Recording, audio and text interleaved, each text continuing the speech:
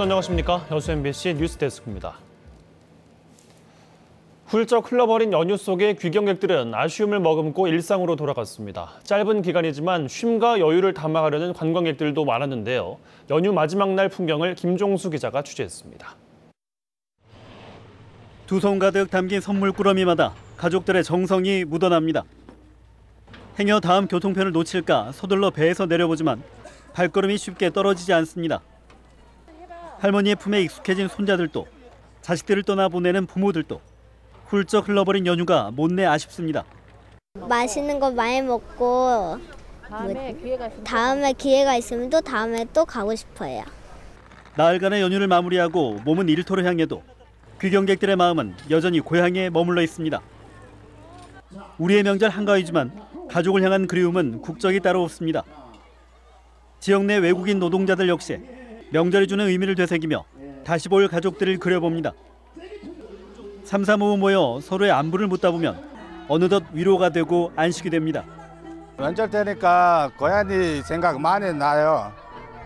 그리고 또 여기서 외국인 많은 친구들이랑 같이 명절 보내니까 좀 편해요. 짧은 연휴를 쉼과 여유로 채운 인파들도 많았습니다.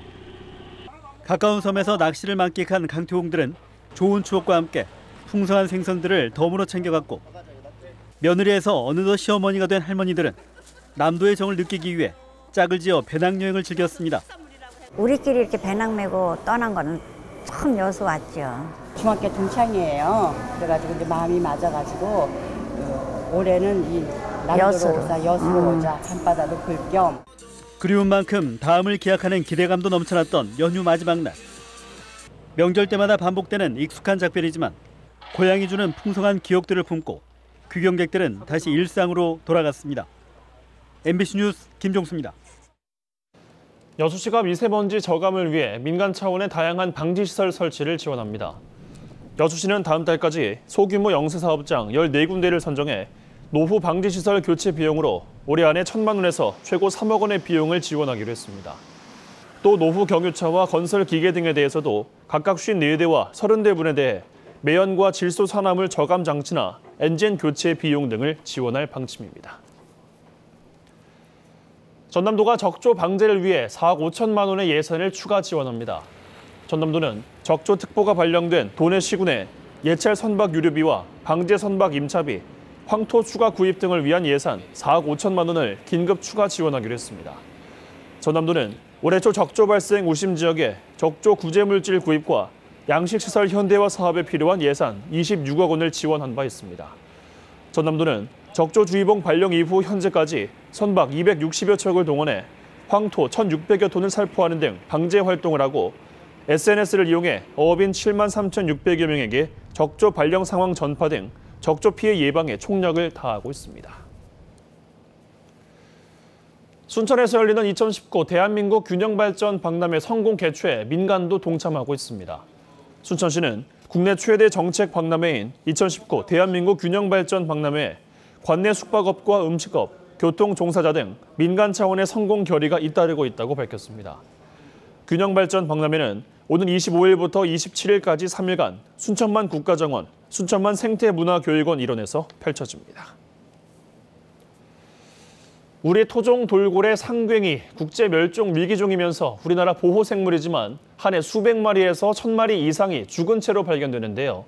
상괭이가 왜 이렇게 많이 죽는 건지 또 대책은 없는지 강서영 기자가 알아봤습니다. 여수의 한 해수욕장.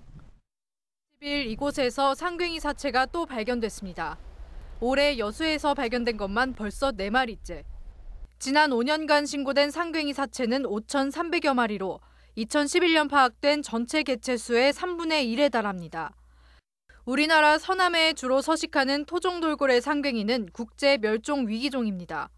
지난 2004년부터 7년간 서해 상괭이 개체수가 절반 넘게 줄어든 것으로 확인되면서 우리나라에서도 해양 보호생물로 지정됐습니다. 그런데도 해변가나 어민들 그물에서는 상괭이가 수시로 죽은 채 발견됩니다. 조업 중 발견된 사체를 신고하지 않고 바다에 버리는 경우도 많아 집계되지 않은 사체는 더 많을 것으로 추정됩니다. 우리 말고도 어민들 입장에서 많이 볼 건데 신고가 많이 되지 않아요. 신고를 하게 되면 또 시간적인 걸 많이 소요됩니다. 해경에 져서 구멍해야 되지. 거기에. 국립수산과학원은 상괭이가 죽는 원인 중 하나로 혼획을 꼽습니다.